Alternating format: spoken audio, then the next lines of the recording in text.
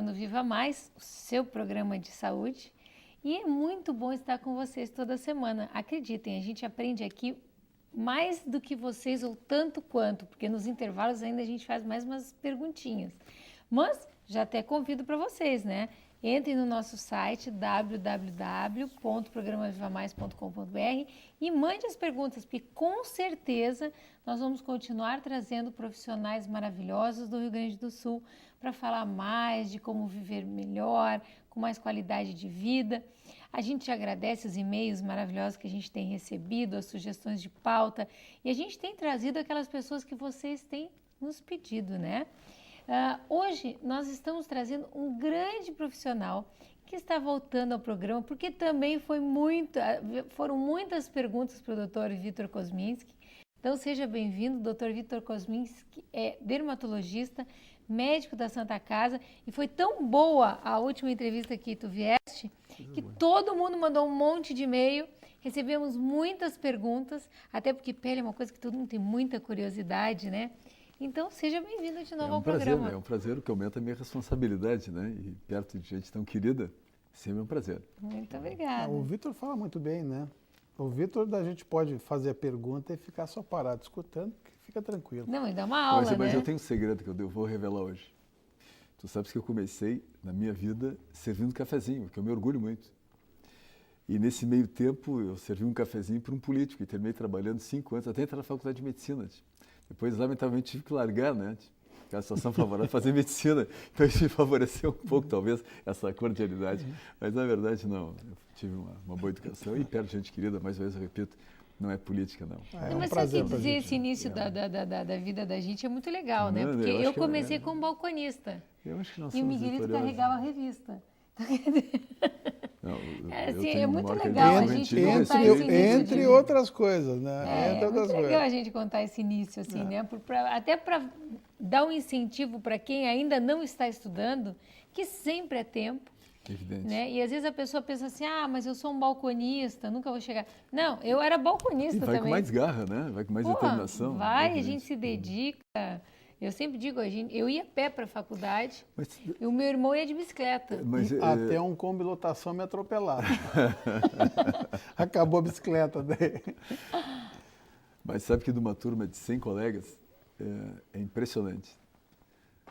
Digamos, os menos dotados econômica, financeiramente, são os que no fim se dão melhor. Saem melhor. Porque tem que fazer mais esforço. A gente aprende a lutar, né? Basicamente, todos que estão aí hoje, digamos, bem-sucedidos, exercendo a profissão, todos começaram... a grande maioria que tem muita início, facilidade, dito, né, é evidente. O cara tem muita facilidade, na verdade, ele até tem mais facilidade para passar no vestibular, para comprar livro para estudar, mas muita gente acaba não precisa usando, fazer força. Não precisa fazer força, não usa aquilo para a vida dele. Ele não precisa. É o corpo, né? Que é o que a medicina, como a qualquer gente é profissão, nos obrigado exige, a ir atrás, e né? é tão gostoso também, né? Que é muito bom a gente fazer aquilo que a gente gosta. Com certeza. Mas me diz uma coisa, tu estava comentando no início do programa aí, eu achei interessante, psicodermatose. O que é psicodermatose? Olha, o conceito de psicodermatose poderia se resumir. É toda situação que me afeta sentimentalmente, psiquicamente e que vai refletir não apenas na pele, mas em toda a economia do organismo. Lembrando aqui que pele é apenas o órgão externo. Só o maior deles, né? É o maior. Mas o que acontece, Sorrentino? É que, na verdade, esse tem sido, e acredito que esse mundo moderno que nós vivemos, a questão das metas, né? É porque eu tenho que captar tantos pacientes, quem trabalha no banco, quem tem que vender tanto, quem trabalha numa loja, quer dizer, nós somos cobrados de todas as maneiras. Esse é o mundo que nós vivemos e temos que conviver com eles. Só que esse mundo vem sugando do indivíduo o que se chama de vida. E essas pessoas terminam sofrendo muito. E como um desabafo desse sofrimento, consciente ou inconsciente, depois podemos discutir essa questão, nós desenvolvemos a doença que potencialmente nós temos. Então, na dermatologia, especificamente, psicodermatose é toda afecção que acomete a pele e ou mucosas, secundária a uma situação não bem resolvida, de sofrimento, de sentimentos de estresse, e que nós temos aí situações verdadeiramente calamitosas que podem levar o indivíduo a ser internado e muitas vezes questionar a sua própria existência, o que merece muito respeito. E acredito que, a exemplo de toda a sociedade gaúcha, brasileira de dermatologia, tem essa preocupação nos últimos tempos. E, aliás, é bom chamar a atenção que todos nós, médicos, seja o cardiologista, o nefrologista, o urologista, o dermatologista, nós temos que voltar a atender o nosso paciente como era antigamente, né? Não apenas a questão objetiva, mas ver também subjetivamente como é que tu estás. Porque muitas vezes é muito mais importante nós abrirmos um pouco um leque, uma oportunidade para que esse paciente possa externar seus sentimentos ao motivo real que ele marcou a consulta. E dessa forma às vezes o motivo da consulta não é o mais importante, né? De regra tem sido assim. E o problema, como tu falou, Vitor, e que a gente acaba se incluindo nisso muitas vezes, né? É que a medicina ficou muito grande. É muito difícil hoje em dia, às vezes até na própria especialidade, a gente conseguir abranger toda a especialidade. Então vão se fazendo subespecialidades. E a gente acaba, na verdade, focando. O cara chega lá porque ele está com uma verruga ali, né? Ou está com uma lesão na pele, né? Ou então ele chega para fazer uma cirurgia, ou tratar um dente. A gente não tem mais aquele tempo que acho que o médico mais antigo tinha, né? Que era o médico do interior, da família, que sentava, conversava, tal. Muitas vezes só com a conversa, com o bate-papo já ajudava o paciente, né? Eu estou fazendo uma pós, todo mundo sabe, né? Terminando uma pós junto com meu filho, tal, de anti-envelhecimento e tal, e que um dos professores, ainda semana passada, o que ele estava falando era exatamente isso. Que muitas vezes o mais importante para o paciente, a gente acaba se dando conta que está perdendo isso, muitas vezes o mais importante é até de ver o médico vestido como médico, que é outra coisa que hoje em dia a gente infelizmente perdeu o hábito, né? De andar de avental, de andar de branco, de andar... só de ver o profissional da área já faz bem para ele. Quanto mais, então, se tu der um tempo então, para o cara falar a respeito. Mas essas psicodermatoses, um exemplo, como é que ela pode aparecer? Eu poderia citar vários exemplos. Eu vou citar aquela situação que, nesse momento, o nosso telespectador pode e deve tirar proveito disso. Da situação do dia a dia no consultório. E chega um jovem, sexo masculino, numa idade de plena identificação com o espelho, preocupado com a calvície. Quer dizer, plena identificação com o espelho, numa idade bonita. O cara que não sai da frente. Não, naquela idade, né? O camarada está lá frequentando uma academia, é um indivíduo bonito, não se acha tanto quanto que nós temos hoje toda uma sociedade estereotipada. Quer dizer, quem não tiver malhado, quem não tiver numa academia, quer dizer, se sente um pouco excluído. Então, essa identificação ela é saudável, né, até certo ponto. Mas, como eu falava há pouco, existe um grau de exigência maior nos últimos tempos. Né, de não ser gordinho, não ser muito magro, ter cabelo e assim por diante. Então, ele chega lá muito preocupado, nesse período de se redescobrir, quer dizer, com relação às meninas, com relação à sua turma, nesse sentido que eu coloco aqui o espelho, sem grandes exageros, evidentemente. E preocupadíssimo, né? Porque meu pai é calvo, enfim. Então a gente explica o que é um atavismo, né? Que é obrigatório, é obrigação, é uma questão genética de pai para filho, que não é o caso da calvície, que é uma herança autossômica dominante, com penetrância incompleta. Ainda aproveita, porque ele está na época do vestibular, digo, isso aí deve cair na prova, então já aproveitas, né? A consulta não é chata, aproveitas um pouquinho, para que não saia dali criticando o pai e a mãe, né? Vamos deixar em paz, pode ser o avô, a avó, materno, paterno, e assim tanta gente, bisavô, e por aí vai. Mas a pergunta é bem clássica. A tua queda de cabelo é macroscópica? O que é isso, doutor? Quando tu vais passar uma escova no teu cabelo, quando tu passa a mão no teu cabelo, quando tu vais tomar banho, quando tu acordas, tu vês cabelo na fronha, no box? Sim, eu vejo. E tenho observado que aumentou muito o que motivou a minha vinda nos últimos 3 meses. Ou a tua queda de cabelo é uma queda de cabelo que tu não percebes a queda de um fio sequer, parecida com a minha, que ano após ano, ou nem tanto, eu vou vendo o fio evoluindo, desaparecendo, lamentavelmente sem ver na fronha, nem como lembrança. Não, é o primeiro caso. Então, essa queda de cabelo, todo médico, evidentemente, vamos falar assim do simples para o complicado, nós temos que enxergar, primeiro, como um marcador cutâneo da qualidade de vida desse indivíduo.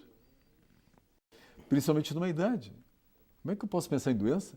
Um menino que está malhando, se alimentando, sem febre, respirando bem. Com os hormônios todos nivelados, todos nivelados. Eu tenho que pensar no simples. Eu não vou pensar em hipotireoidismo, eu não vou pensar em tireoidite, eu não vou pensar em anemia, que ele está mais bem corado do que eu que estou atendendo ele. Enfim, aí um pouco de um bate-papo pequeno, 5, 10 minutos, tu termina descobrindo, como exemplo, que trabalha numa atividade econômica, financeira, em onde ele tem metas, tem que captar tantos pacientes para que no final de um mês, no final de um ano, haja um rateio, quer dizer, um faturamento a mais daquela empresa. E isso ele vai absorvendo. Chega lá pelas tantas, o homem é uma máquina tão perfeita que avisa e sinaliza. Essa queda de cabelo é um marcador da qualidade de vida, como eu falava há pouco. Ou seja, do verdadeiro estresse que ele está tendo. E então, isso, o estresse faz cair cabelo também. Também, entre outras coisas. E aí, nessa hora, não é shampoozinho, não é vitaminas e tantas coisas que, lamentavelmente, se vê ainda por aí.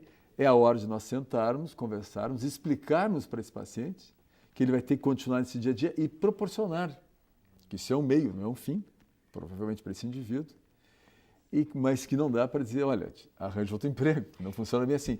E só para completar, temos que proporcionar um grau de relaxamento para esse indivíduo, que ele possa ter condições psíquicas de suportar com qualidade de vida e possa produzir dentro desse trabalho que ele executa. E esse cabelo que cai por estresse, ele volta? Volta. Ah, essa era a minha preocupação. Volta. Só que tem que explicar que demora, como o cabelo cresce, é bom. Assistindo esses tempos um programa Sorrentino, ele disse, olha, não tem cirurgia que não fique cicatriz, é impossível. Não tem marca. E que não tem marca, não tem isso marca, não existe. Não existe. É o ônus da beleza, é o ônus. Bom, a mesma coisa. É importante que se diga que o cabelo cresce 0,3 milímetros por dia. Se todo dia tivesse 30, todo mês, tivesse 30 dias, 3 vezes 3, 9, vamos arredondar, 9 milímetros, vamos botar 1 centímetrozinho. Então, são 6 meses para esse indivíduo ver aproximadamente 4 centímetros, porque o cabelo não nasce espetado, ele vai para os lados. E é importante isso, porque ele sai do consultório e ele imagina que em seguida ele já vai ter um cabelo farto e assim por diante. Mas, de qualquer forma, ele entendendo e sabendo, é uma perspectiva, sai alegre, sai feliz, né? E tu pede depois um telefonema e se controla. Mas nós temos a obrigação de conduzir esse indivíduo. Quer dizer, no caso do cabelo, a gente vai dar condições para ele, de repente até uma suplementação, se ele estiver estressado e não estiver se alimentando direito. Mas essas doenças ou essas psicodermatoses, a princípio, elas são reversíveis. Todas.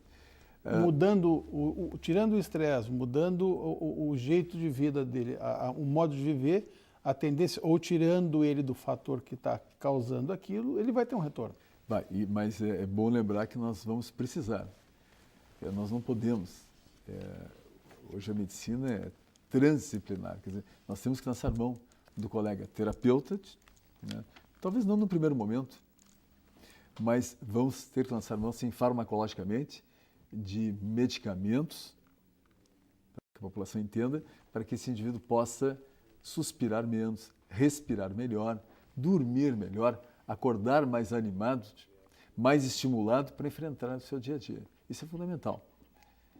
Quer dizer, tu melhora a qualidade de vida dele e tu vai ter um retorno do problema. E muito prazeroso esse retorno, muito prazeroso.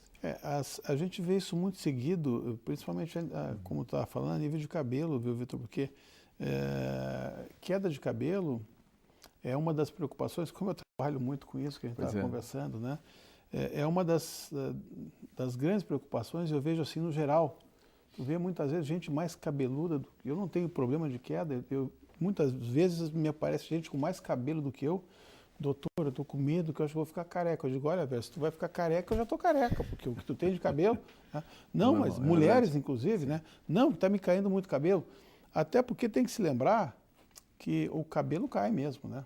O cabelo sofre uma reposição anual. Então, muitas vezes, eu tenho épocas do ano em que eu tenho uma queda maior, uma época em que ele está mais estabilizado, que ele tem um crescimento menor, e uma época onde a gente enxerga nascer mais. Isso é o normal do ciclo, né? Mas o número de gente que aparece com a queixa de queda, eu atribuo exatamente isso, muito estresse, né? Agora, por outro lado, né, só um diagnóstico diferencial, agora, talvez mudando um pouquinho, vamos pegar esse mesmo personagem, vamos sair do paciente, onde nós nos incluímos aqui também, onde eu me incluo também, não o homem, e a mulher? Tem a mulher que chega ao consultório com a queixa de queda de cabelo, porque não existe nada pior, dentre as tantas coisas ruins para uma mulher, do que perder cabelo. Cabelo para uma mulher é sinônimo de beleza, de força, de vitalidade. Né? Agora, nós temos que lembrar, muitas vezes, nós esquecemos, ou nos tornamos muito práticos e não explicarmos a principal causa de queda de cabelo estatisticamente numa mulher. Nós temos que voltar lá para a função ovariana. E quando a gente fala função ovariana, lembrar que como o homem não tem ovários, explicar para a menina, olha, a senhora que tem ovários, como é que funciona? Os ovários, dentre tantas funções que possui, uma delas é regular, desde o ciclo ovariano, regular a oleosidade, a acne, a espinha de uma mulher, a queda de cabelo de uma mulher. Por exemplo, alguém que vinha tomando pílula, porque a pílula, por sua vez, o anticoncepcional... É uma menopausa química. Regula, né, a função ovariana e, por sua vez, os ovários vão mandar uma ordem para maneira de se comunicar para que não caia cabelo.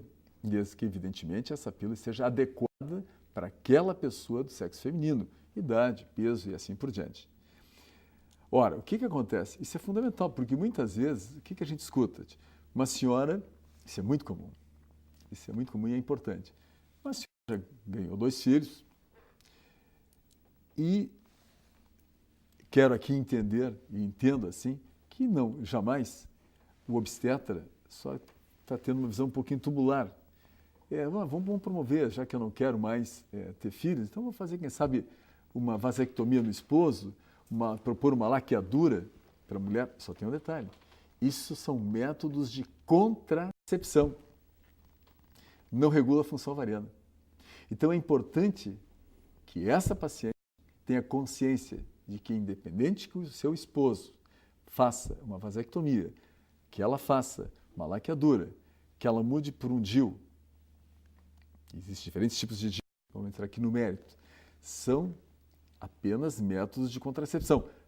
Ela terá, salvo disposição, em contrário que haja uma contraindicação, uma trombose venosa profunda, a história familiar é muito grotesca. Mas hoje em dia existe medicação, existem os hormônios bioidênticos. Evidente. Mas é importante que ela tenha esse conhecimento, porque muitas vezes ela vai, se submete a esse procedimento, mas não tinha informação anterior de que ela precisaria continuar usando a pílula para regular os seus ovários e, consequentemente, qualidade de pele, cabelo e até somente, diga-se passagem, né? Porque tu imagina, uma paciente se coloca para uma cirurgia plástica, um lifting contigo. Eu tenho certeza, quer dizer, bom, eu primeiro quero estabilidade de pele, né? A senhora com acne, a sua pele mais oleosa, ela é capaz de atribuir ao procedimento um resultado ruim. Então, assim, tá é ótimo, fundamental, né? Mas como nós passamos um pouquinho, nós vamos passar para o comercial, mas a gente já volta, vai continuar cada vez melhor. Aqui, por mais 3 blocos. Mais 3 blocos, e vai ficar cada vez melhor, a gente já volta.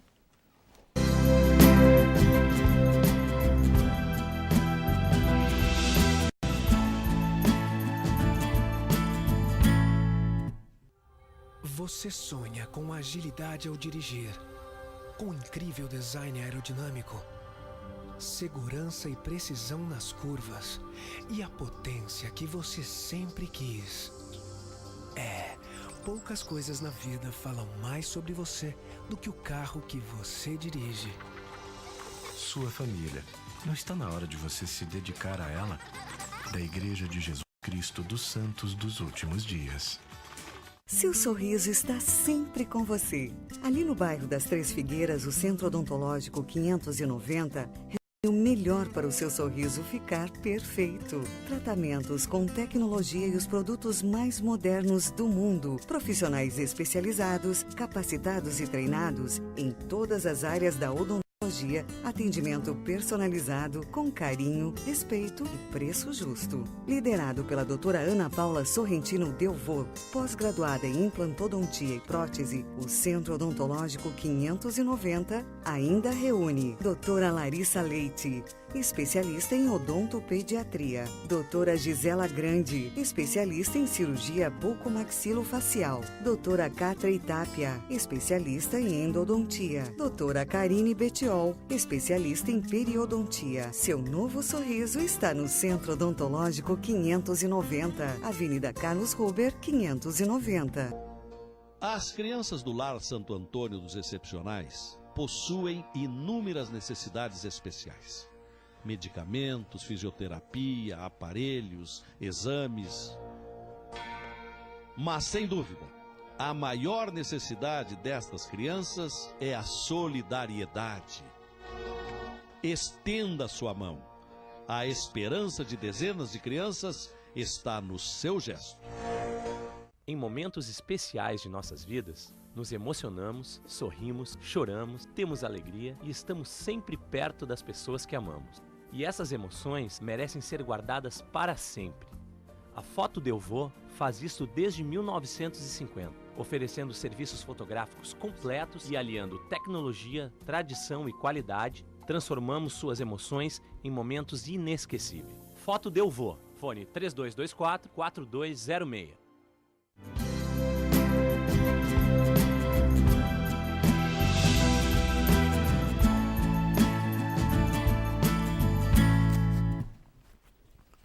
No intervalo, enquanto os comerciais vão girando aí, a gente aproveita que vai batendo papo aqui.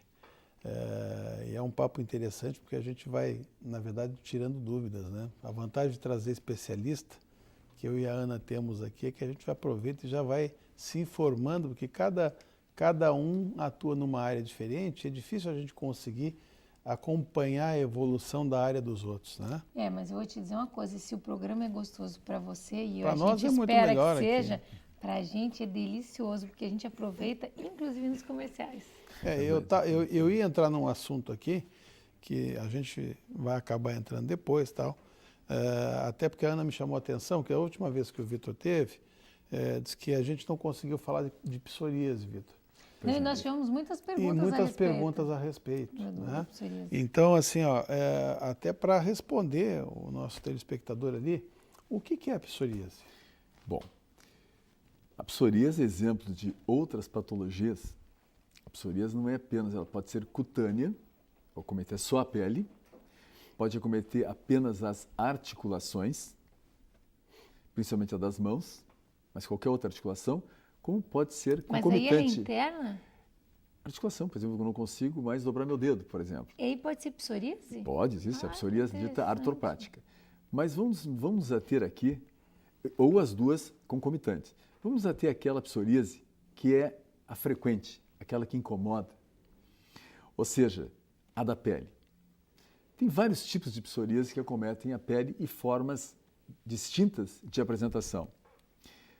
A clássica é aquele vermelho rubro, um vermelho muito vivo, sobreposto por uma crosta branca amicácea, que é muito comum a nível de cotovelos, couro cabeludo, joelhos, região lobo-sacra. Geralmente nas regiões de atrito? Área de atrito, até porque tem um fenômeno de Kebner, né, um alemão que foi um gênio, entre outras constatações dele, ele descobriu que agentes químicos, físicos e mecânicos, portanto, a área de atrito, reproduzem a lesão psoriásica. E isso entra depois dentro da orientação para esse paciente. Mas a psoríase, em regra, seja cutânea, seja artropática e assim por diante, nós herdamos.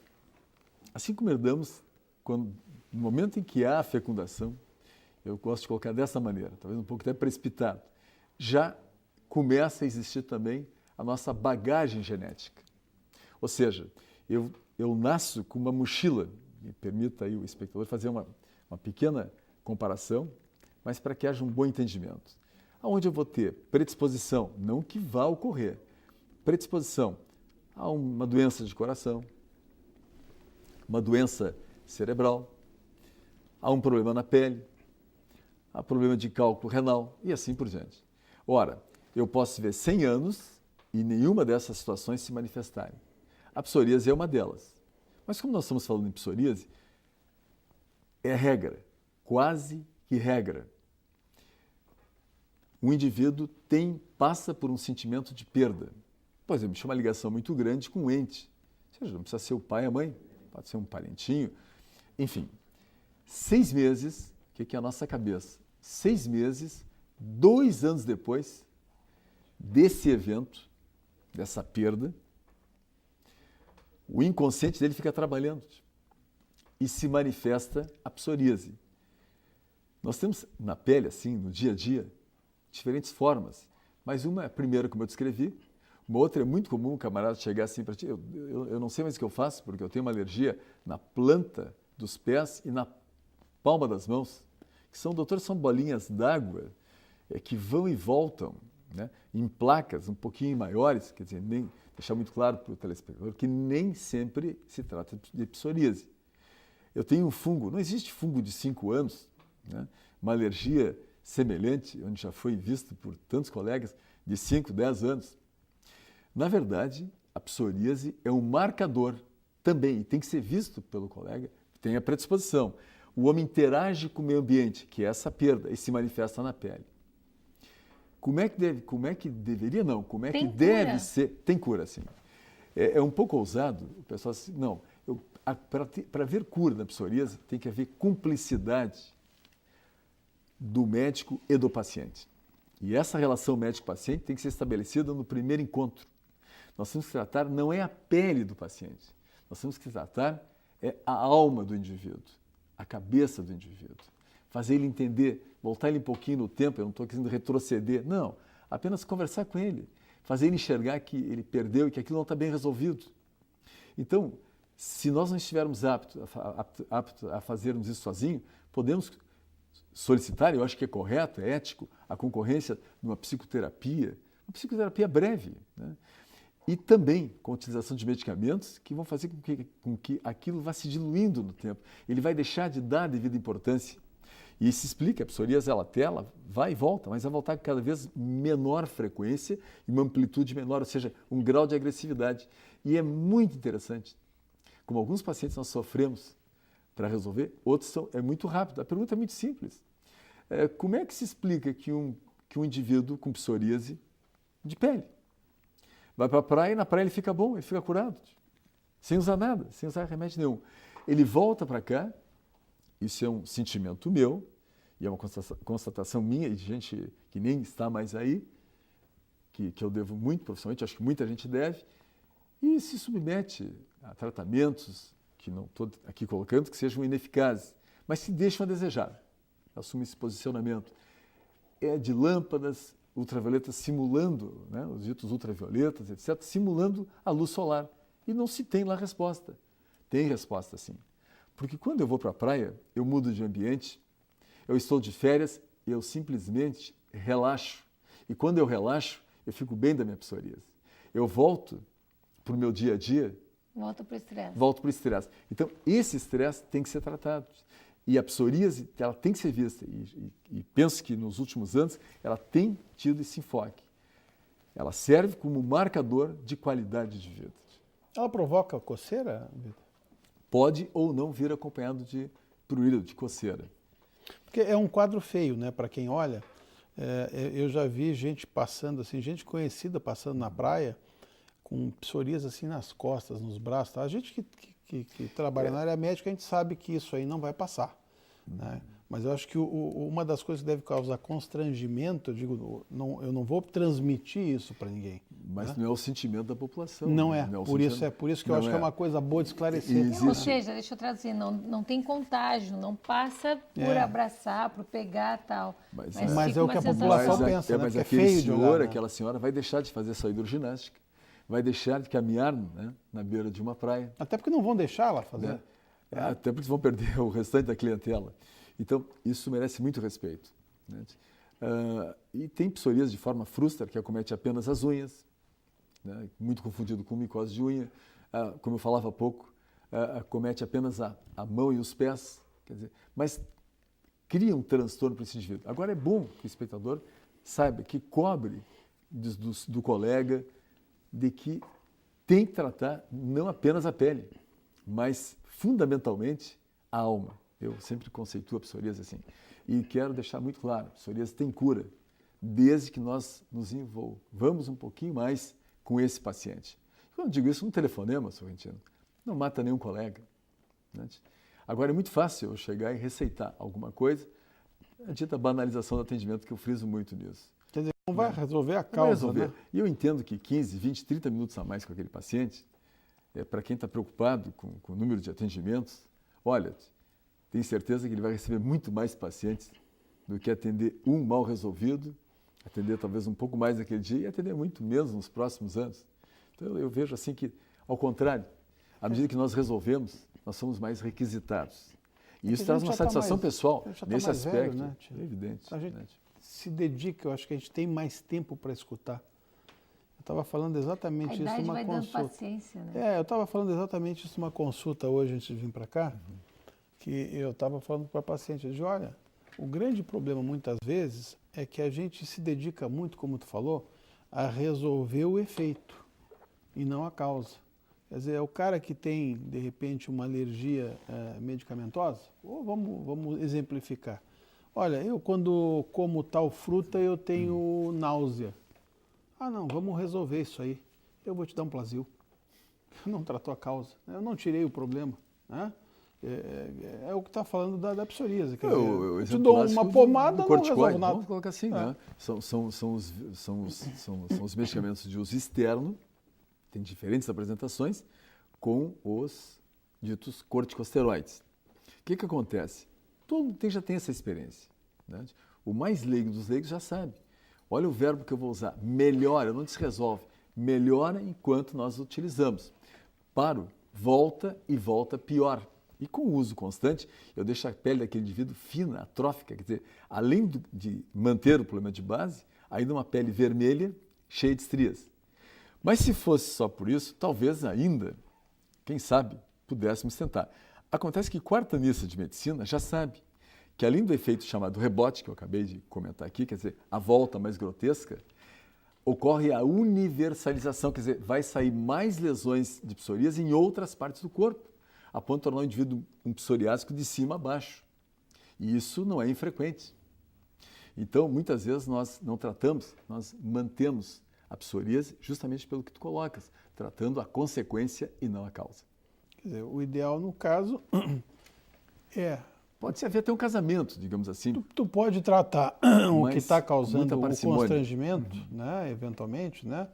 Mas o tratamento é que muitas vezes, Vitor, o paciente faz tanta pressão. Não tem paciência também. Não tem paciência. E quando o colega é mais novo, eu digo porque a gente já passou por isso, né?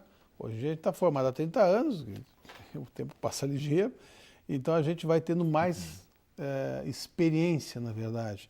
Então, muitas vezes, pela pressão do próprio paciente, que obriga o médico a dar um resultado, e o colega, eventualmente, para tentar satisfazer o paciente, a gente vê isso muito em cirurgia, viu? Nós,